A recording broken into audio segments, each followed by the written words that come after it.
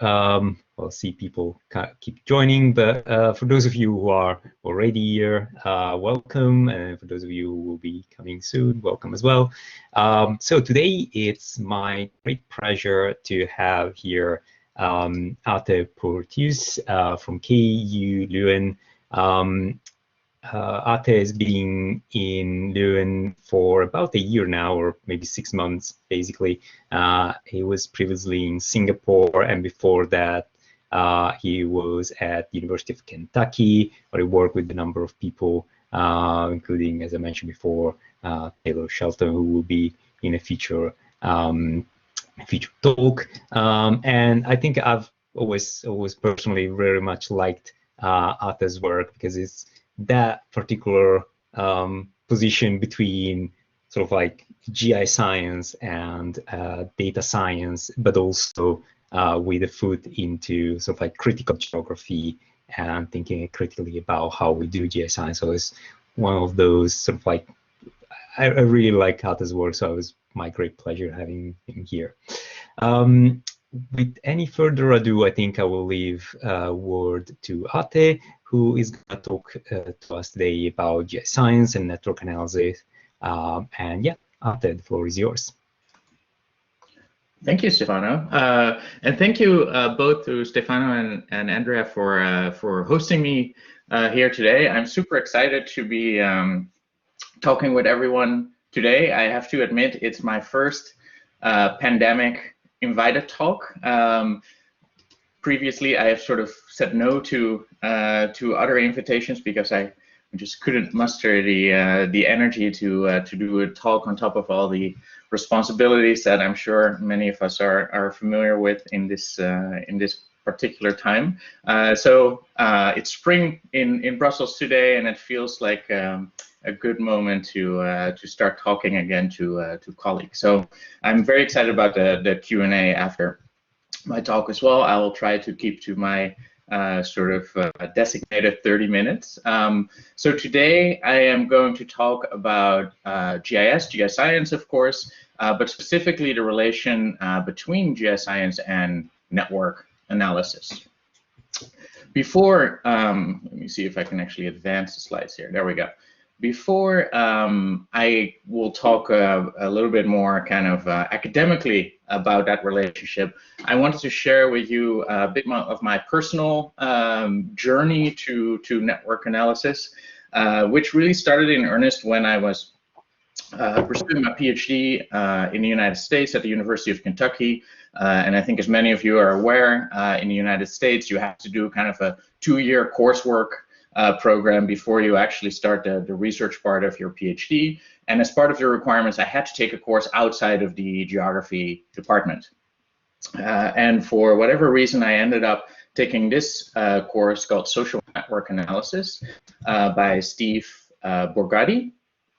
And as I was taking this course, what I discovered is that network analysis is an entire discipline in and of itself. You see here the Google Scholar profile for Steve, and it's pretty clear that there's lots of people in this field. They're all citing each other. Steve is quite a central person in this field, and they are also doing software development and methods development. So in many ways, it really reminded me of GIS. It felt kind of like an adjacent field, if you will, with some similar priorities, but a different kind of perspective on the world, if you will, a perspective, of course, through looking at relations instead of looking at space.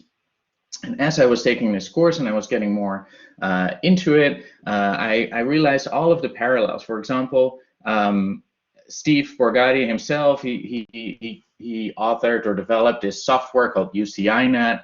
There's all kinds of different software, desktop software suites for network analysis that in many ways are very similar to what we have become familiar with in GIS, let's say ArcMap or QGIS. They're desktop programs that allow us to visualize data, they allow us to analyze data, to make reports, etc. There's even a journal called Social Networks. And as I was taking this course, I started to wonder, how come there's actually not that much crossover, it seems, between GIS on one side and network analysis on the other side. Especially because as I was doing this coursework as part of my PhD, I realized that networks are actually extremely central in geography, right? If we read social theory or geographic theory, especially over the last kind of 30, 40 years, there's people like Doreen Massey, Emmanuel Castells, Lefebvre, they're all talking about kind of the importance of relations and networks to help us understand space and spatial processes. So that's kind of a curious difference between GIS and network analysis. And I started to look for ways to kind of bring network analysis in kind of conventional spatial analysis or in conventional spatial tools and software. And I'm sure this is familiar to most of you. As I was kind of Google searching at the time and trying different things, a lot of times I ended up here, right? In ArcMap, there is actually a toolbox called Network Analyst. And a lot of the search results would also point me in this direction. But as you see here, the Network Analyst toolbox is really focused on the analysis of street networks, right? It's a transportation analysis tool, which is kind of a far cry from social networks. And although you can kind of make it do social network analysis, that's a little bit of a clunky, a wonky approach. So I found that really quite strange. I couldn't really explain why these two fields has kind of grown in parallel tracks, even though they had so much in common. And I couldn't really put my finger on why that might be happening. Until I was browsing the stacks of the William T. Young Library at the University of Kentucky. I put that image on the left there because that feels such a foreign time now. Browsing stacks in a library is something that we haven't been able to do in well, more than a year. And as I was looking for something else, I actually found this book called Network Analysis in Geography by Hagerden and Shoreley. And I think many of you from the United Kingdom might be familiar with this book, but I was not at the time. It's from 1969, and it's really chock full. I think it's about 300 pages. It's chock full of network analysis and graph theory. And as I was reading the book, I realized that this book was actually used in undergraduate education at the time in the United Kingdom.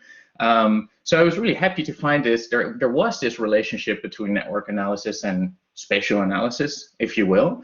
And using that as a jumping off point, all of a sudden, I found, of course, many more examples of network analysis from the 1960s. So quite, I think, well known is on the left here, Garrison's kind of network analysis of the interstate highway system in the United States. And then 1 year later, in 1961, Nystuen and Dacey do this analysis of long-distance phone calls around Seattle in the state of Washington, which actually, if you think about it now, is still very sort of modern and hip. It's now we do this type of analysis maybe with mobile phone connections. They were using, of course, landline phone connections. What is it, 70 years ago. So I found this connection between networks and geography, started to delve a little bit further. 1965, so 5 years after that first article by Garrison, we have this analysis by Pitts about the trade network in kind of medieval Russia, and trying to explain through graph theory the central position that Moscow would end up with as kind of a central node in the trade network in Russia, which is, I think, here, this note 35 here. Now, this guy Pitts writes this in the Professional Geographer, right, a geography journal, but then also more than a decade later, he writes in the very first issue of Social Networks. Again, that's kind of the flagship journal of network analysis. Again, on this medieval river trade network of Russia. So it seems that there is actually a really strong connection between quantitative geography, right, and the kind of revolution, if you will, in the 1960s and 1970s of quantitative geography, and social network analysis. So here we have a geographer who's also very central at the start of social network analysis as a discipline or as a field.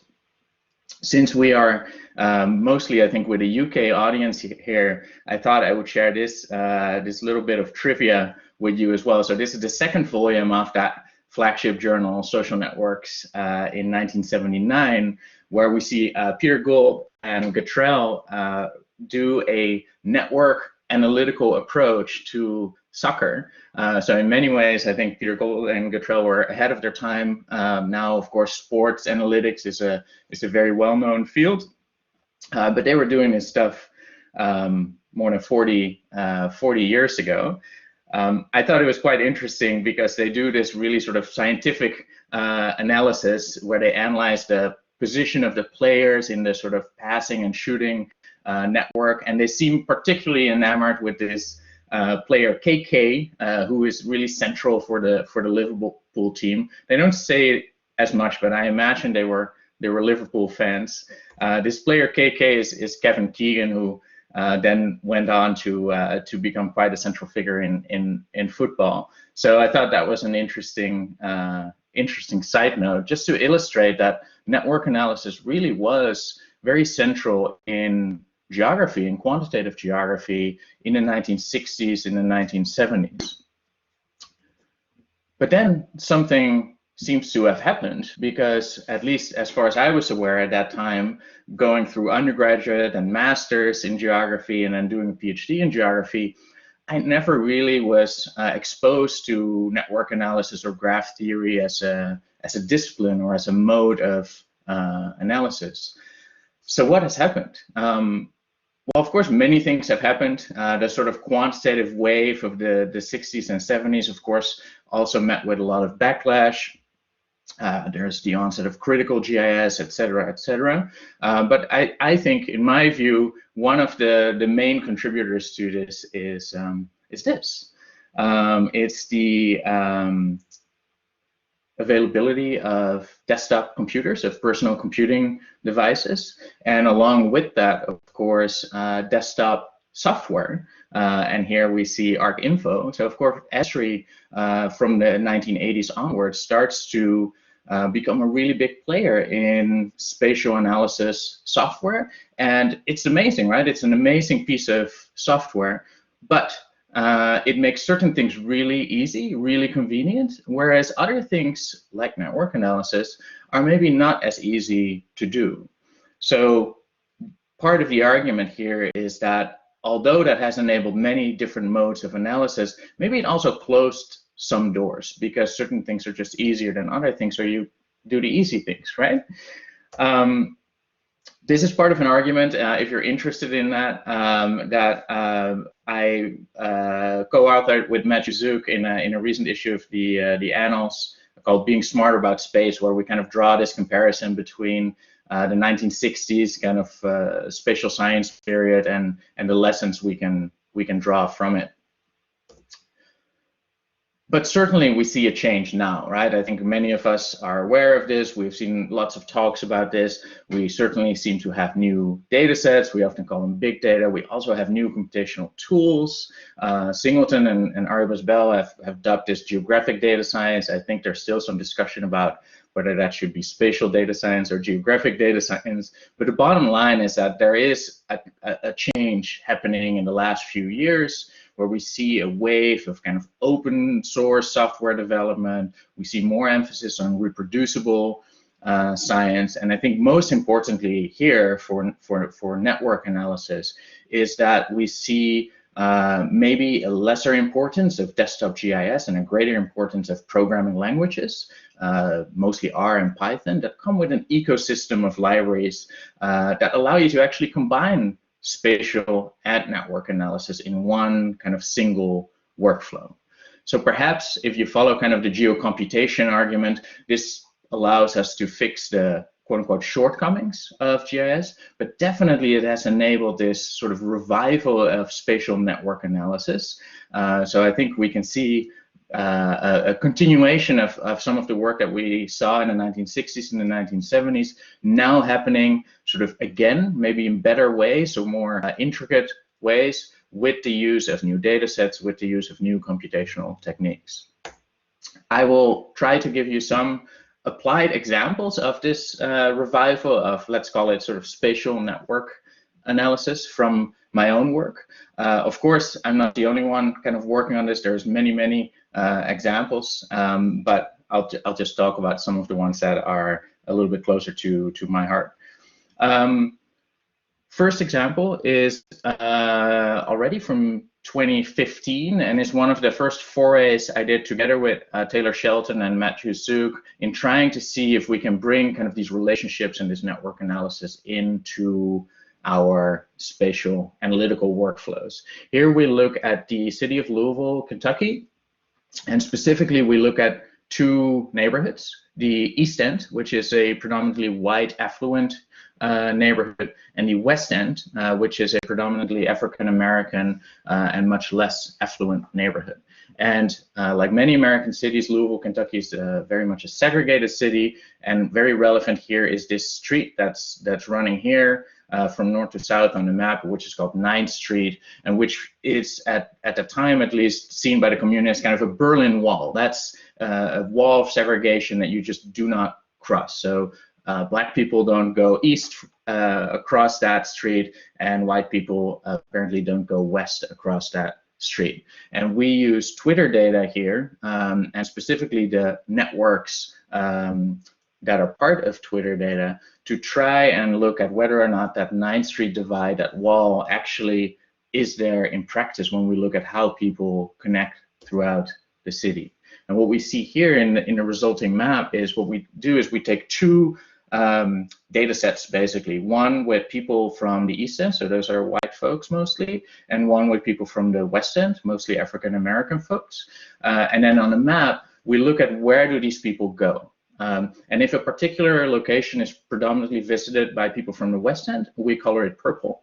If a particular location is visited predominantly by people from the East End, we color it orange. And what we would expect, that 9th Street is here, what we would expect if there's no connection across that that divide, that there would be no purple hexagons east of it. In fact, that's not actually what we see here at all. We see lots of clusters with purple hexagons, and we also see that hatch pattern, which means that sort of folks from the east and the west are visiting those locations in about equal proportions. So this was a nice first example of what is possible once you start looking at these connections. Once we start to look a little bit more explicitly at network analysis, very quickly do we end up with this tool or algorithm called community detection. Community detection is basically just cluster analysis, but for networks. And it has really taken quite a flight in quantitative geography as well. You can see that here on the left, a simple Google Scholar search for community detection geography yields about 340,000 results. Of course, those might not all be relevant, but you can see here from the top hits that certainly lots of geographers seem to be experimenting with this technique. I have done that as well. Let me just pause for a second. I see some chats that folks are not able to see the slides. Is that the same for everybody? Because then, okay, so it might only be Samira. I think a few people have had this problem. I think Andrea had this problem originally as well, but I think he logged out and in and managed to have the screen back. I don't know how many people are affected. If you do have this problem, if you can try log out and then log in again, I think you might solve the issue. Okay. Yeah. So it's not for everybody then. No. All right, then I'll just keep on going. So community detection is something I have worked with myself as well. This is an example from geographical analysis in 2018, where I used the connections between Twitter users and the different places they visit around the city to basically draw a location-to-location network across the city. And one of the things that's interesting about this is that as we change the algorithm that we use for community detection, or as we change the parameters or the exact data set that we feed to such an algorithm, the resulting boundaries of neighborhoods or the resulting boundaries of regions, they change, right? So this shows us that neighborhood boundaries are not as fixed as we often like to think when we draw them on our maps. Here's an example on the right of New York City with different settings of the algorithm showing quite radically different boundaries and also boundaries at kind of different scales. Now you could see that as a problem that needs solving, like how do we deal with all these sort of messy boundaries? But you can also see it as an advantage and actually something that you can analyze. So that's what I'm doing in this work with Taylor Shelton again, where we look at the city of Atlanta. And we actually look at the sort of stability of neighborhood boundaries as we are changing the settings of the algorithm. And what we see here in the city of Atlanta on the bottom right here is that the darker colors basically means that neighborhoods in that location are less stable, sort of fluctuate more. Whereas in the sort of northeastern corner, the colors are much lighter, which means that that neighborhood, it's a very large neighborhood too, is really stable. It doesn't change if we change the data set or if we change the parameters. Again, Atlanta is a very much a segregated city, and this large stable neighborhood happens to coincide with the predominantly majority white areas, whereas the neighborhoods that are much more in flux are majority black, right? So this allows us another lens on spatial processes that we've long studied, like segregation. Finally, and more recently, we have tried to bring even more explicitly this relational perspective into our analytical workflow. Again, this is an example with Taylor Shelton and Matt Zook, where we try to use the connections that people make across the city to lend another lens on gentrification. Gentrification, of course, is a difficult to capture process with quantitative analysis. We don't have a succinct kind of ground theory of gentrification. So here we're trying to at least show another perspective on this phenomenon. And specifically what we're doing is we're trying to move away from looking at gentrification through residential neighborhoods, right? Normally we look at where people live, and then we maybe look at that neighborhood where people live, what are the characteristics of that neighborhood, right? What is the average income level? What is the average education level, etc.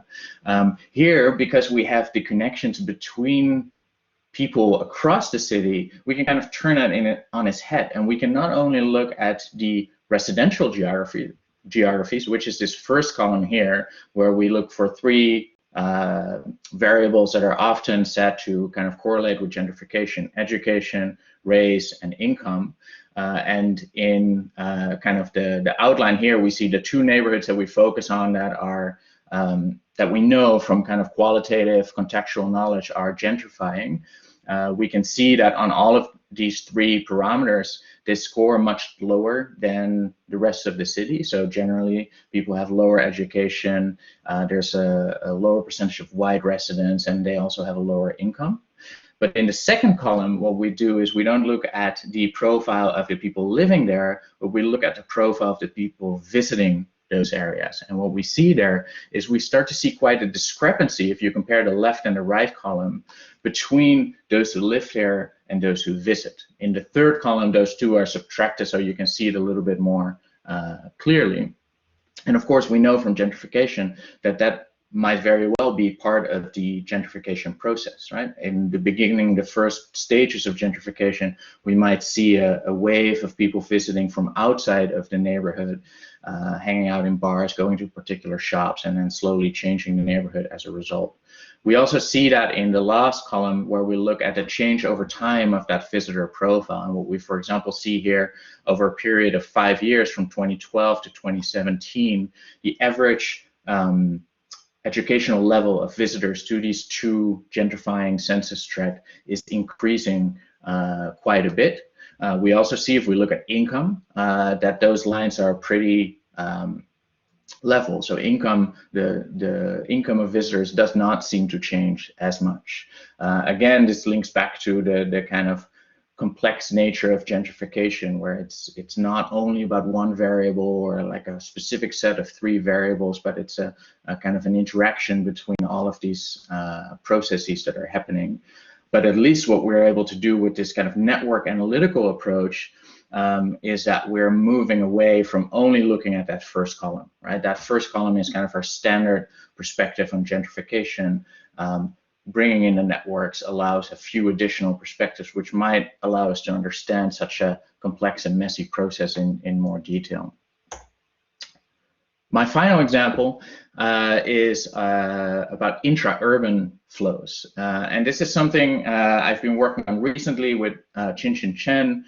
And here, the motivation behind this is that even though we're using these networks in the kind of analytical steps of our workflow, often by the end, when we make visualizations and we kind of present the results, we still do that with maps. Like here, for example, this is Singapore, the city of Singapore, and for each location, we show how people that have their home location in that location, how far do they travel on average across the city. The lighter colors, shorter distances, darker color, longer distances. So even though a network of trips and connections has gone into this, there's no network visible anymore, and that kind of loss of information can sometimes be a little bit of a pity. So here we take inspiration from Waldo Tobler's work on flows and flow maps or potential maps that you see here on the right, to bring a little bit of the network information back into the picture. So here what we do is we basically overlay the directional orientation and the magnitude of those flows for each direction, which allows you to kind of see both the spatial configuration as well as at least part of the network. So what is the average kind of strength of the flow in each location, and what direction do these flows point at, which I think is an exciting way of looking at intra-urban polycentricity and these types of research questions. So that's just a short expose of some recent work that we've been doing along these veins, right? Trying to incorporate spatial analysis and network analysis. I would say that's a very happy reunion indeed. I think it's a really exciting way of doing geographic work. I'm very excited about the next couple of years as well. I think what we're seeing is a continued focus on software development, open software development, building an ecosystem of both spatial and network analytical tools. We might argue that kind of diminishes the importance of GIS or desktop GIS, if you will. I think that's a good thing. I think opening up the spatial analysis discipline to a larger group of folks, enabling interdisciplinary collaboration along many more pathways is I think good. Maybe that brings us more towards geocomputation than geoscience. I think mostly those are a bit of semantic discussions. And I think for urban research in particular, the ability to move away from the residential neighborhood, right, the census tract in the American context, as a foundational building block, I think has lots of potential for many different urban research questions, from gentrification to segregation to urban structure analysis, etc. So I think with that, I will end here because then that means we have quite a bit of time left for Q&A. So I'm happy to talk about both the history or some of the recent examples. I already saw some questions in the chat. So over to you all. Thank you. Thank you, Arthur. That was really great. I think some really great examples.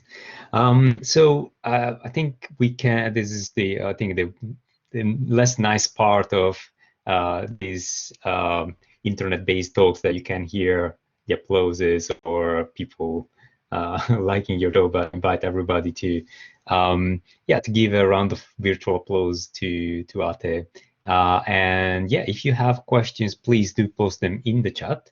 I think there was one question that came while you were talking, and I think it was about one of the earliest examples.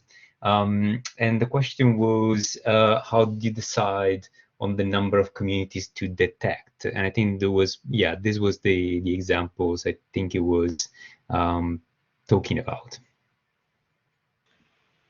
Yeah, I think that's a really excellent question. There's no right or wrong answer to this, right? It's like the classic question with any type of cluster analysis. I think for folks who've used something like k-means cluster analysis, that's always the question, right? Where do you set k? Now you can, of course, use quantitative metrics to help you decide on that choice. You can see kind of which number of communities would kind of give you the best fit. Part of what I do in this particular paper, the paper in geographical analysis, is actually show that even though different sets of communities might have almost the same fit metric, right? So quantitatively speaking, they're equally good. They can have radically different results. So radically different communities can come out of this process. So that's where I think ultimately we need qualitative knowledge, we need contextual knowledge, we need theoretical knowledge to help us make these decisions. And that's why geography is such a good discipline to do this work from, right? It's not data science, but it's geography ultimately what we do. So depending on your research question or your goal, you might set this parameter in different ways. But the main thing I would say is at least you should think about it, and you shouldn't accept the defaults of whatever algorithm you happen to be using. And that is something that I sometimes worry a little bit about, and we see that more and more as these algorithms are becoming easier to use. We also see less discussion about, for example, the parameter for the number of communities. Like where do you set that? That's my reviewer number 2 kind of comment, I think, in the peer review context. Brilliant. I actually have a lot of questions to ask myself about the interaction between sort of like the more quantitative and the more critical component of geography, but I'm gonna have to leave that for later because we have got another question from Stefan, who says, gentrification analysis, do you or will you be including business, retail, entertainment venue data to see how these sectors affect the rate of gentrification? I have not done that in the specific context of gentrification. That's certainly something that others have done, especially with platforms like Foursquare, etc., that allow us to indeed not only look at kind of the venue data itself, but also look at who is visiting those venues and where might I be visiting from. I think that's another very worthwhile kind of avenue of gentrification research. So certainly, if you search for that, you will find some work by others who have done so. Brilliant, thanks. So while we wait for any other questions that might come up, I think, oh no, sorry, I was going to ask one. Oh well, Catherine. So Catherine, out of interest, what software do you primarily use to conduct your research? Is there a particular software you use more for a particular field over, for example, areas for different resolution of data, the amount of variables considered, and so on and so forth? Yeah, it's a good question. I think, well, personally, I mostly use the R programming language, but I would say as long as you use a programming language in this context, that gives you so much flexibility and freedom to conduct your analysis and to draw also from different kind of subdisciplines or even different fields. And I do think that's a major advantage over using only kind of a desktop GIS environment, and probably part of the reason why even for desktop GIS like QGIS and Esri's product, we see more and more focus on using Python as an underlying programming language to do your analysis. So I think as long as you can use an ecosystem of libraries, and because of course you don't want to write everything from scratch, you want to build on the work of others as well. I think you're good, right? Another side advantage of that is that it allows us to share in a kind of an open and reproducible way the work that we have been doing, and I think that's a relatively kind of recent wave that we see more and more folks in geography and GIScience doing that, sharing their data, sharing computational notebooks in Git repositories or similar, which is great. I think it's great for science, and it's great for pedagogy as well, right? Because it allows us to learn from each other's approaches. Yeah, absolutely. And I would also add that I think it somehow counterbalances some of the earliest criticism of GIS from sort of like more of the human geography side of sort of like this using of black boxes that we don't know what is doing, and who is benefiting from this analysis. And if you do use reproducible open software for this analysis, I think this has become something that everybody can, or maybe not everybody, but a lot of people can look at, can understand, can pick apart, can reproduce, can redo for others, and I think it can be very good also for the community itself.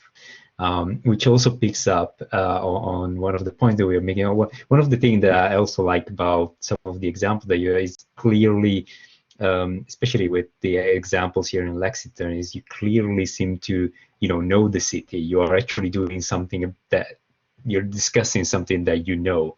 And before I get to the other question just popping, I was just going to ask this something that I really want to ask. What do you think is the relationship between those of us who do quantitative geography and GIScience and working with some cities? Do you think it's important to actually work with the cities where we live and that we know, rather than picking up maybe examples of maybe bigger cities? Or because I think there is sort of like there are pros and cons in both, but again, I think there is an ethical discussion to be had about which cities actually get a lot of attentions, and what is the point of our research.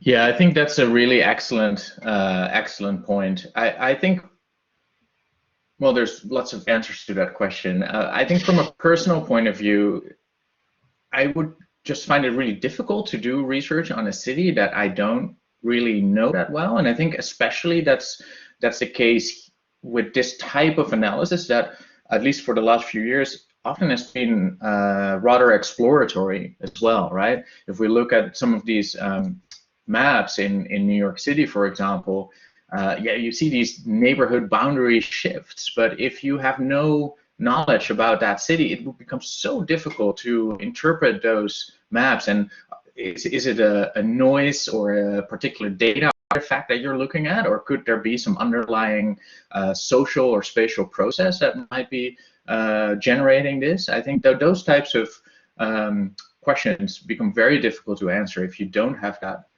contextual knowledge, or if you're not working with somebody who has that contextual knowledge.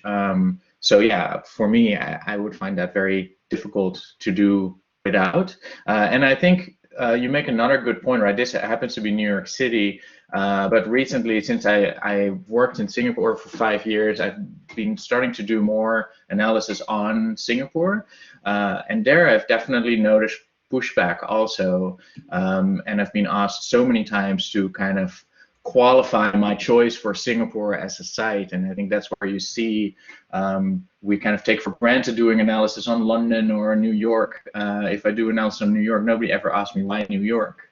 But in Singapore, people ask me to do a comparison with Malaysia or Indonesia and all these types of questions. So I do think it would be great for the discipline to normalize doing analysis on different cities, and there's lots of interesting stuff happening, like in the UK, lots of interesting stuff happening outside of London that certainly could do probably with some more analysis by all of us.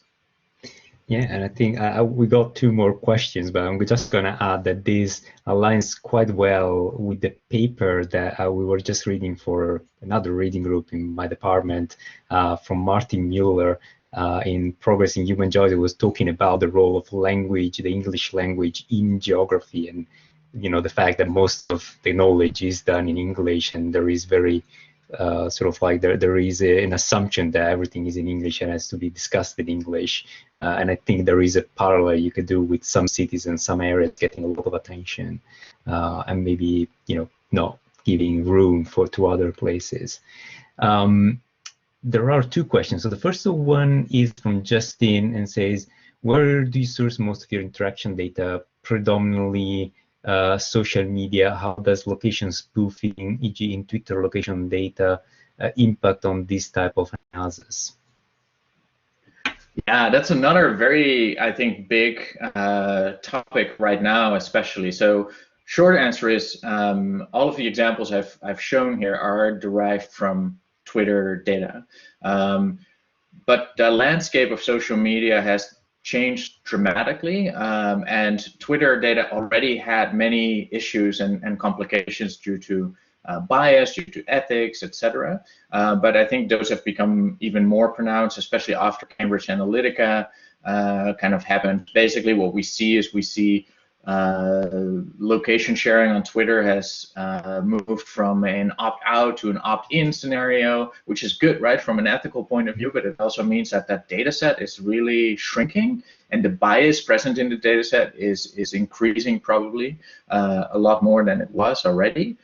So I think in many ways using social media data for this type of analysis is kind of at the end of its lifetime, and I think that's good. There are serious ethical implications of using this type of data that we as a discipline start to think about a lot more.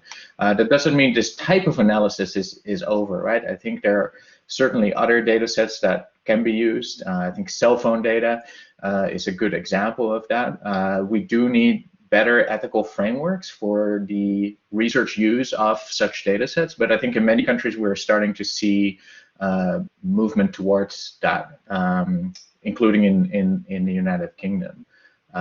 So here, I think Twitter is a convenient data set that we happen to have available because we've been collecting Twitter for many years. So the size of that kind of historical data set is an advantage.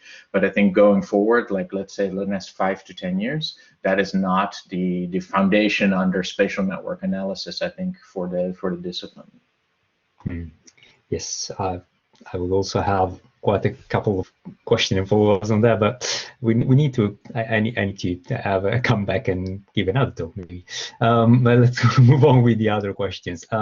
Does the knowledge of a city lead to confirmation bias rather than investigating why a result occurs? And this is from Adrian. That is a very good question. Well, obviously, well, this depends on your perspective, right? On doing research as a geographer. I would say that we are never neutral, and we always have, right? The work that we're doing is political. I would argue. I know that not everybody will agree with that. Our contextual knowledge is maybe leading to certain biases, sure, but I don't think that having knowledge of a city is the only way to create that confirmation bias. You might even argue that if you don't have knowledge of a particular city, you might even have more confirmation bias. So I don't think that, like, the issue of bias is real, but I don't think knowledge of a city necessarily plays a very big role in that, at least not in my view. But it's more of a philosophical point that I think would be very nice to discuss after the talk in a pub.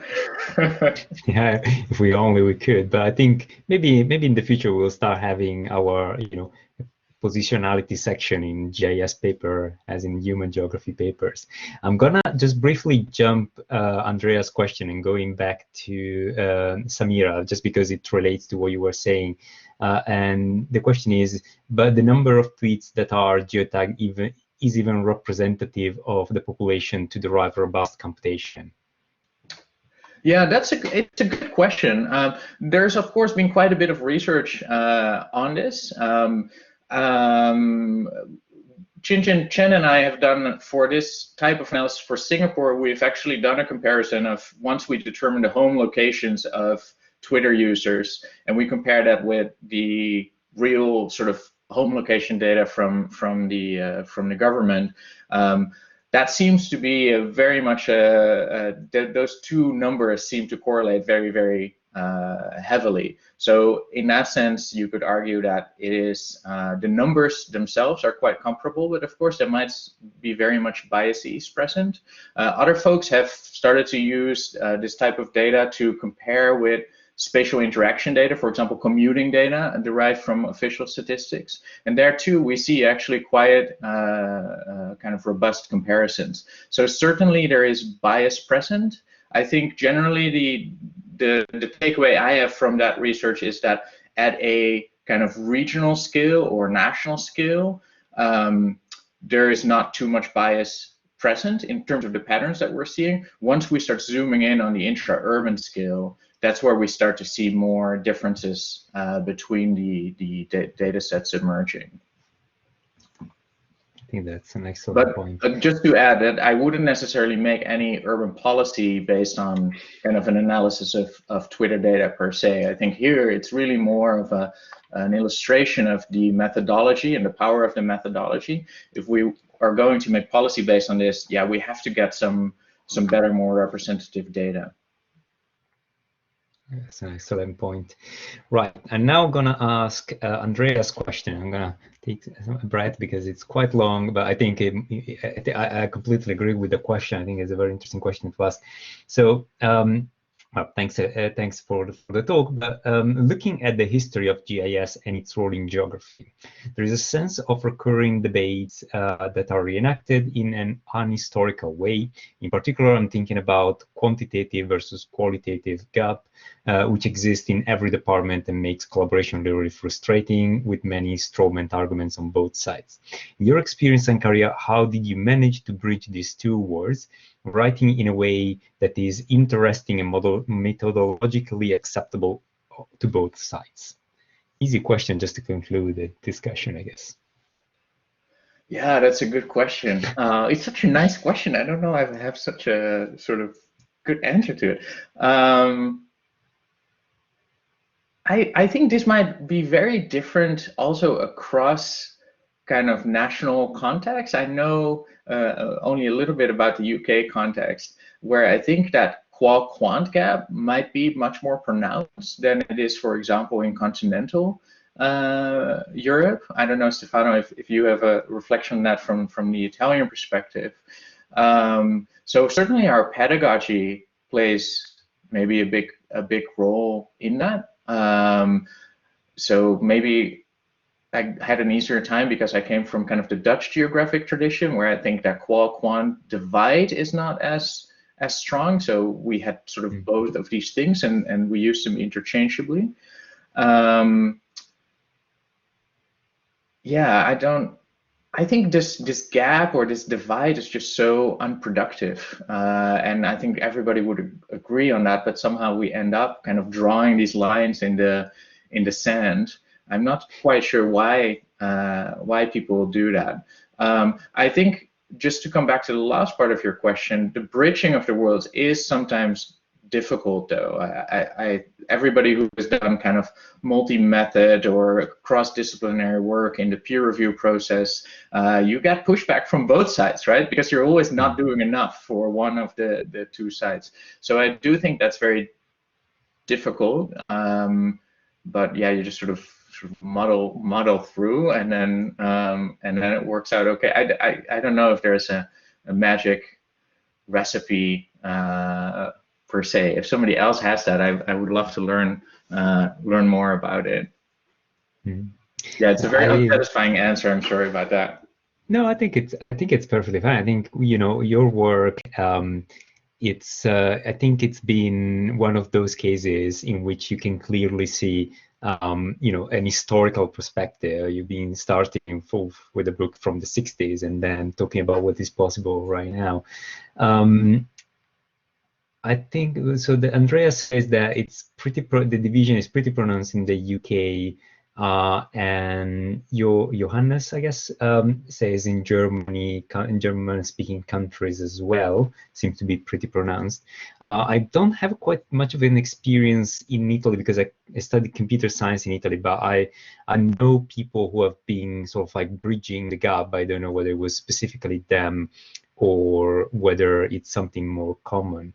I can definitely agree that in the UK, there is, in many departments, there seems to be quite a sort of like a strict divide between those who do quantitative and those who do qualitative, which, yeah, I think it's not always easy. I mean, it takes a lot of work to bridge.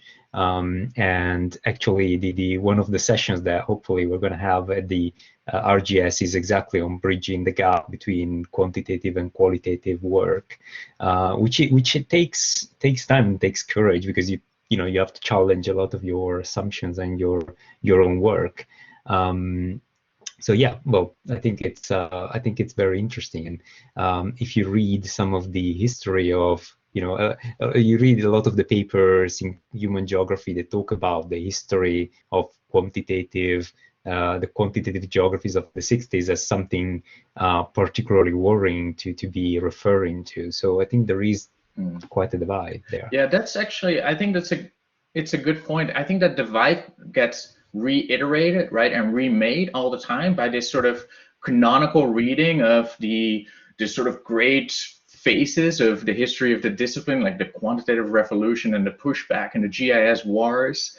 But of course, it's a very particular take, and that's where I think actually going back to some of the original work shows you a very different perspective, right? There's often this argument that these spatial scientists were kind of naive and extremely positivistic, et cetera, but if you read their work, that's actually, it seems much more nuanced than that, and they were very well aware of the limitations of their work, but that nuance gets lost in this kind of retelling of history. So personally, I think also using these older texts in our teaching is a good way to help close that gap. I think they're often way more accessible than some of the modern texts that we have, and they're often full of excitement too. I think that's like a lot of folks working in the 60s were kind of discovering, as they thought, some new things, and there's, yeah, that kind of comes out of the page. So I think as a pedagogical instrument, they work quite well too.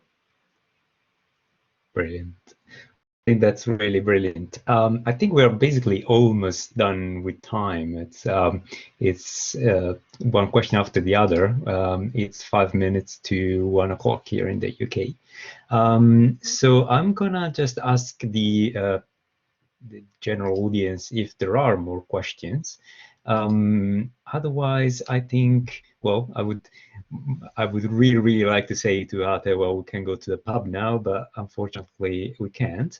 But I mean, if the pandemic, when the pandemic ends, maybe we can get you actually to the UK and actually go to the pub.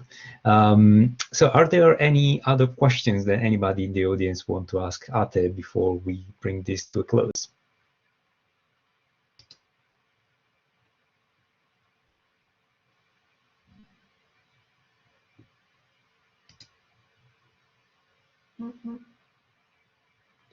Okay, I guess I will take that as a no. But if you do have further questions, I don't know whether Ate, if you have a slide with your contacts that you can show us, so that there we go. So please do get in contact with us and with Ate again if you want to chat more about anything that you mentioned here today. I'm gonna just post again our contacts to the chat, and yeah, take the session to a close. Thanks again, Ate, and thanks everybody for joining us today. Thanks everybody.